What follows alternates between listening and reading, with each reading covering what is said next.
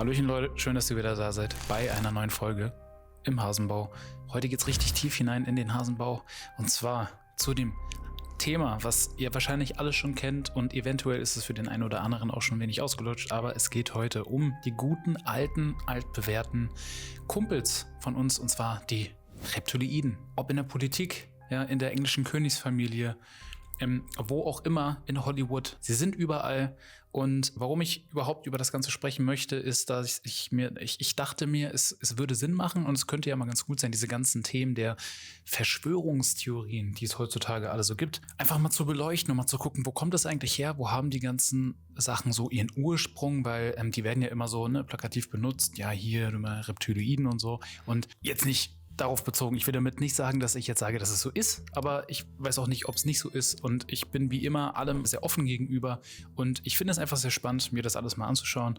Macht euch eure eigene Meinung und haut gerne in die Kommentare, was ihr davon haltet und wenn ihr nicht schon habt, auch gerne noch ein Abo da lassen. Damit würdet ihr mir wirklich super helfen. Der Weg ist hart, aber genau. Lasst uns starten. Bevor wir mit dem Thema der Reptiloiden an sich direkt beginnen, fange ich erstmal mit dem Begriff Verschwörungstheorie, ja, Conspiracy Theory an. Das ist ein Begriff, den wir heutzutage sehr, sehr gut kennen, würde ich sagen. Und woher kommt dieser Begriff? Wann wurde dieser Begriff dann eigentlich das erste Mal, oder ja, wann wurde dieser Begriff benutzt und wie hat sich dieser Begriff eventuell auch weiterentwickelt? Und zwar wurde der Begriff im 19. Jahrhundert, in den 1920, 30er Jahren auch schon benutzt, da aber, sage ich mal, noch ohne großen Hintergedanken. Da hat es alles angefangen mit irgendwelchen, ich sag mal, einfach nur, wenn sich Personen irgendwie eventuell verschworen haben gegenüber einem, um etwas auszuhacken, so irgendwie einen Plan zu machen und komm, wir ziehen jetzt irgendwas durch gegen Person X, dann war das halt irgendwie die Theorie einer Verschwörung, so nach dem Motto. Ja. Wo der ganze Begriff dann aber so richtig Aufwind, ja, wo das Ganze richtig Fahrt aufgenommen hat, war 1963 und zwar das JFK-Attentat, wo dann wiederum die Warren-Kommission ja gesagt hat, dass der Lee Harvey Oswald der alleinige Täter ist, der den JFK in den Kopf geschossen hat.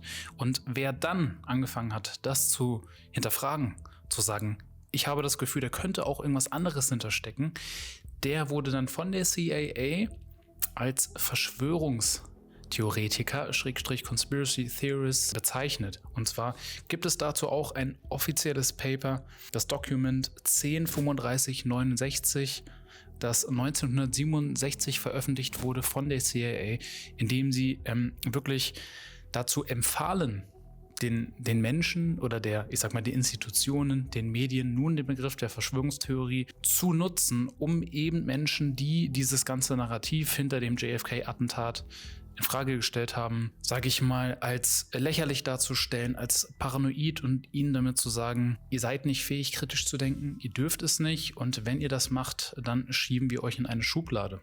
Was aus diesem Begriff geworden ist, das muss ich, denke ich, nicht weiter erläutern, denn wir wissen alle, in was für einer Welt wir heutzutage leben. Ich würde sagen, das Ganze ist nur noch etwas schlimmer geworden, um es mal nett auszudrücken. So. Und um nun zu dem Thema der Reptiloiden zu kommen, ja, ich finde es auch richtig geil. Wenn wir über das Thema der Reptiloiden sprechen, dann müssen wir auch über das Thema der Anunnaki reden. Anunnaki. Habt ihr vielleicht schon mal gehört? Ich weiß es nicht. Was sind die Anunnaki? Ja, woher kommt der Begriff der Anunnaki? Und zwar sind die Anunnaki eine Gruppe von Göttern, die im sumerischen, akkadischen, assyrischen und babylonischen eine Rolle gespielt haben. Um das jetzt erstmal so ganz grob zu sagen.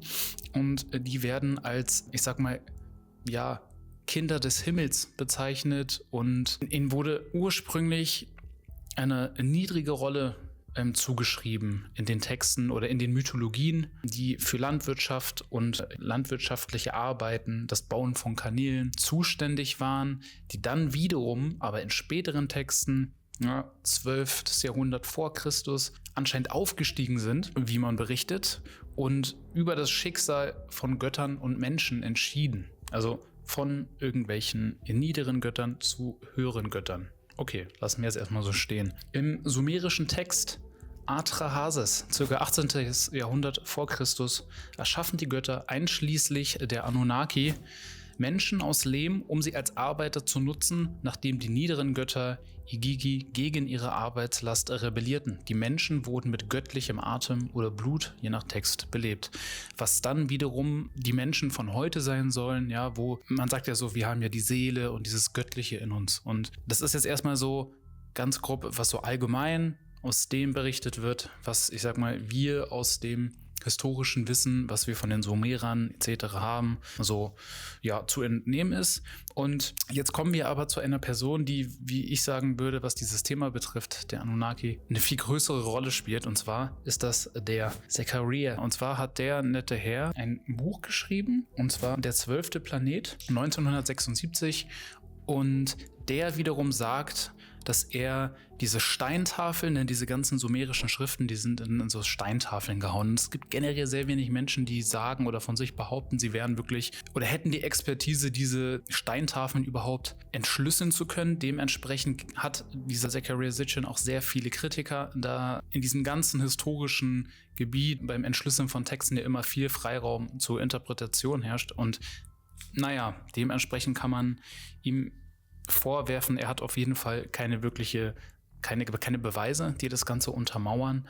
Denn was der Zecharia Sitchin behauptet, sind, dass die Anunnaki als außerirdische Rasse vom Planeten Nibiru, der wiederum eigentlich auch anscheinend im Sumerischen als Jupiter bezeichnet wird, was dann irgendwo ein Synonym sein sollte, er wiederum aber von dem Planeten Nibiru, einem hypothetischen 12. Planet im Sonnensystem, der die Erde alle 3600 Jahre in der Erdbahn kreuzte.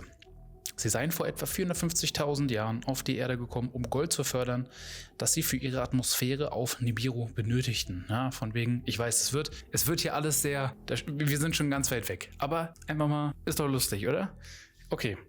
Genau, wir haben diesen Planeten Nibiru, der wiederum alle 3600 Jahre mit der Erde kreuzt, deren Atmosphäre anscheinend ganz schön am Arsch ist, und die brauchen dann dieses Gold, was wir wiederum haben, um ja ihre Atmosphäre zu retten. Sagen wir jetzt einfach mal so, ja. Und dann kommen wir nämlich zu dieser genetischen Erschaffung des Menschen. Laut Sitchin erschufen die Anunnaki den Homo sapiens durch genetische Manipulation, indem sie ihr eigenes Erbgut mit dem von frühen Hominiden, zum Beispiel Homo erectus, kombinierten. Dies basiert auf seiner Interpretation des Atrahasis-Mythos, in den Menschen aus Lehm und göttlichem Blut erschaffen werden. Sitchin sah darin einen Hinweis auf deren Experimente. Genau, das ist es, sagt eben, ja, diese göttliche Rasse hat sich wiederum mit dem Menschen gepaart und daraus sind dann wir entstanden. Naja, okay.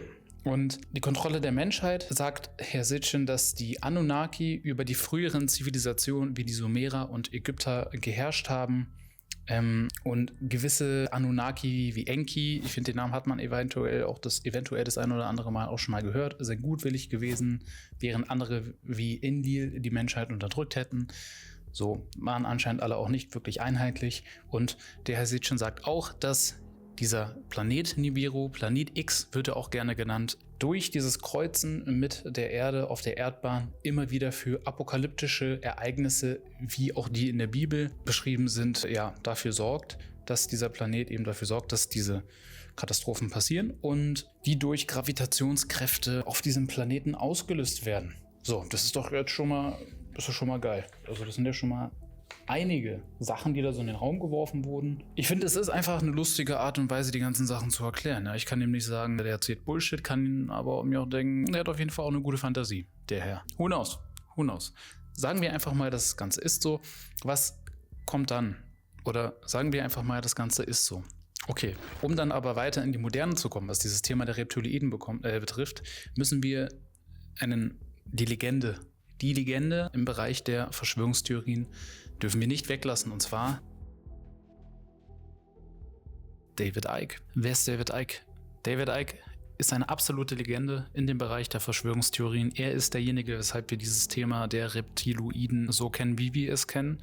Und denn er ist derjenige, der sich diese Theorie des Herrn Sitchins geschnappt hat und ich würde sagen, auch Sachen interpretiert hat, Puzzleteile hinzugefügt hat und dadurch zu einer Erkenntnis gekommen ist, ja, die besagt, dass es verschiedene Gesellschaften gab, die Reptiloiden waren. Er bezieht sich dabei zum Beispiel auf Werke wie hier The Shadow King von 1929, in dem über Gesellschaften gesprochen wird, oder Wesenheiten, die Reptiloiden seien, oder auch The Emerald Tablets von 1940. Das bedeutet, es ist ein Thema, was gar nicht so jung ist, wie man eben meinen mag. Auch schon in dieser Kombination mit etwas moderneren Ansichten.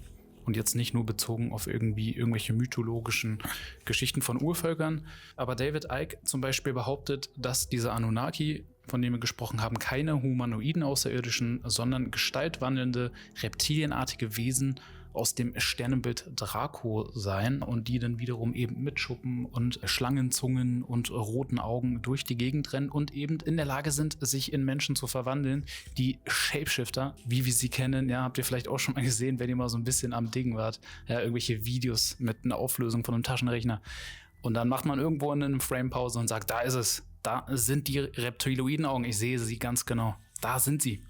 Wirklich. Throughout, she is Jack McCullough's stepdaughter. Jeannie, I'm happy for your family. Obviously, this was a wonderful afternoon for all of you. So thank you very much for being here today.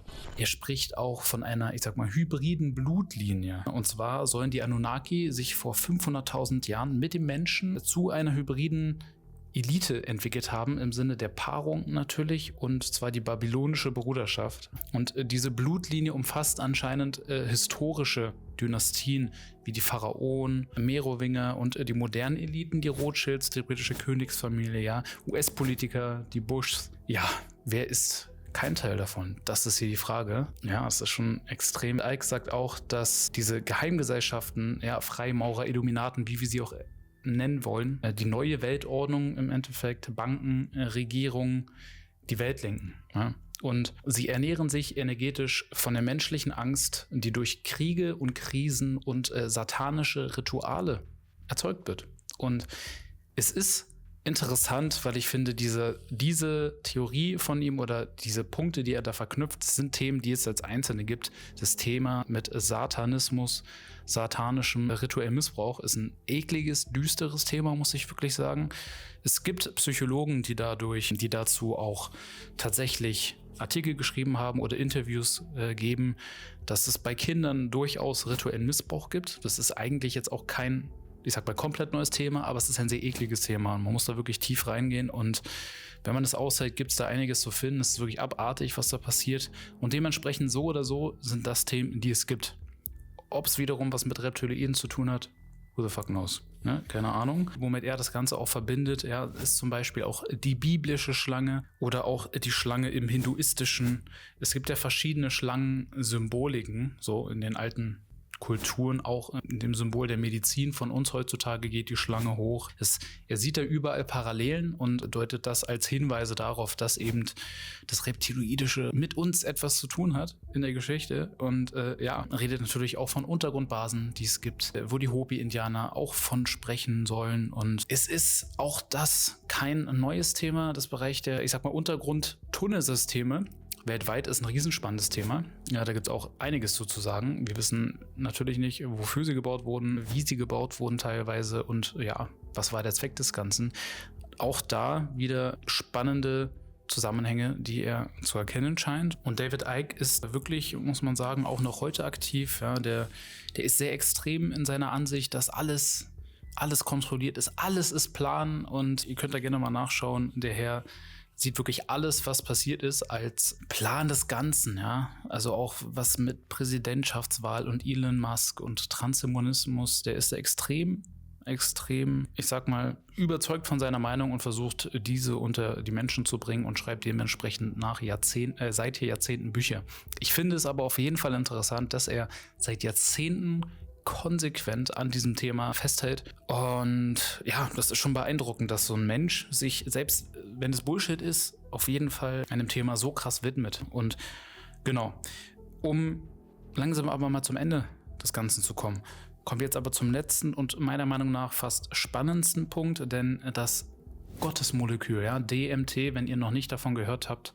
Wir stellen es mit unserem eigenen Körper her, sei es, wenn wir sterben, sei es beim Träumen, sei es bei der Geburt. Es ist das Thema, was uns anscheinend mit den höheren Sphären verbindet, dem Feinstofflichen, und gibt extrem spannende Dokumentation drüber. Zieht euch mal was rein. Auch Ayahuasca, falls ihr schon mal gehört habt, der Wirkstoff DMT, so, und da, wo euch Pachamama eine kleine Klatsche gibt. Und es gibt sehr, sehr viele Erfahrungsberichte, wo Konsumenten von DMT davon sprechen, dass sie wiederum in ihren Sphären reptiloiden Wesen so begegnen. Und das finde ich extrem spannend. Weltweit, unabhängig voneinander, begegnen sie Wesenheiten, nicht nur reptiloiden Wesen, auch anderen Wesen, von denen gesprochen wird, Thema Außerirdische. Und das ist extrem, extrem spannend, wie ich finde, dass da so viele Menschen unabhängig voneinander die gleiche Erfahrung haben und ähnlichen Wesenheiten oder gleichen Wesenheiten begegnen. Das ist ein Fakt, der für mich viele Fragen aufwirft und dementsprechend weiterhin wie immer mit offenem Auge durch die Gegend rennen und schauen. Ich hoffe, ihr habt ein bisschen was mitnehmen können und habt vielleicht zu dem Thema etwas dazu gelernt, oder wenn ihr auch noch viel, viel mehr wisst und Schlüsselinformationen gefehlt haben, haut mir gerne was in die Kommentare. Ich freue mich generell, wenn ihr ein Abo da lasst, falls ihr noch nicht getan habt, und freue mich, wenn ihr bei diesem Video dran geblieben seid. Wir sehen uns auf jeden Fall bei einem nächsten Video und macht euch noch einen schönen Tag. Vielen Dank für eure Aufmerksamkeit und bis dahin, Leute. Macht's gut. Ciao, ciao.